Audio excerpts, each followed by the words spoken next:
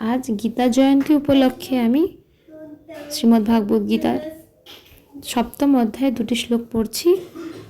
সপ্তম অধ্যায়ের শ্লোক 29 এবং 26।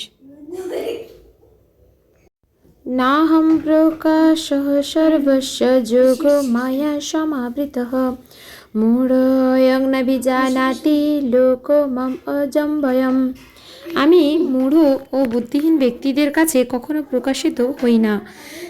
তাদের কাছে আমি আমার অন্তরঙ্গা শক্তি যোগমায়ার দ্বারা আবৃত থাকি, তাই তারা আমার অজ ও অব্যয় স্বরূপকে জানতে পারে না।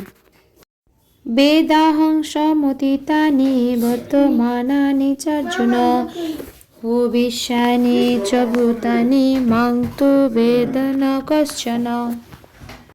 হে অর্জুন, পরমেশ্বর ভগবান রূপে আমি অতীত, বর্তমান ও ভবিষ্যৎ সম্বন্ধে সম্পূর্ণরূপে অবগত। আমি সমস্ত জীব সম্বন্ধে জানি, কিন্তু কেউ আমাকে জানে না।